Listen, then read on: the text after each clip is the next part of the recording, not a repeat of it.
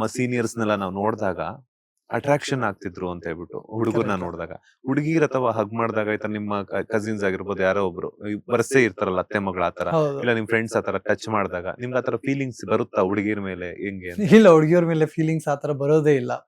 ಯಾಕಂದ್ರೆ ನಿಮ್ ಅಟ್ರಾಕ್ಷನ್ ಹುಡುಗರ ಕಡೆನೇ ಇರುತ್ತಲ್ವಾ. ಸೊ ಆ ರೀಸನ್ ಇಂದ you are totally immune to girls. ಹೆಣ್ಮಕ್ಳು ಏನೇ ಮಾಡಿದ್ರು ನಿಮಗೆ ಆತರ ಫೀಲಿಂಗ್ಸ್ ಇರಲ್ಲ. ಇನ್ನೊಂದು ಐ ಥಿಂಕ್ ಆಸ್ ಅ ಗೇ ಪರ್ಸನ್, ಅಟ್ಲೀಸ್ಟ್ ನನ್ ಕೇಸಲ್ಲಿ ಯಾವ ತರ ಅಂದ್ರೆ, ನನ್ಗೆ ಹುಡುಗರಿಂದಾನು ತುಂಬಾ ಹೆದರಿಕೆ ಇತ್ತು.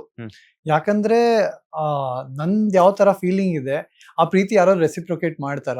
ಸೊ ಮೋಸ್ಟ್ಲಿ ನನ್ ಪ್ರಕಾರ ಇದು ಸಾಧ್ಯನೇ ಇರ್ಲಿಲ್ಲ. ಸೊ ನನ್ನ ಪ್ರಕಾರ ಹೇಗೆ ಅನ್ಸೋದು ಅಂದ್ರೆ, ಓಕೆ ಇದೇ ತರ ಇದೆ, but I would never be able to live with a girl nor with a boy ಅಂತ.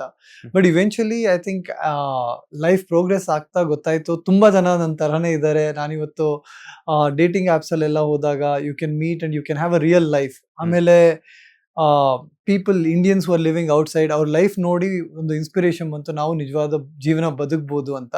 ಇಲ್ಲ ಅಂದ್ರೆ ಎಸ್, ನಮ್ ಸರೌಂಡಿಂಗ್ ಎಲ್ಲ ನೋಡಿ you don't think that there is a possibility of good life ಅಂತ. But attraction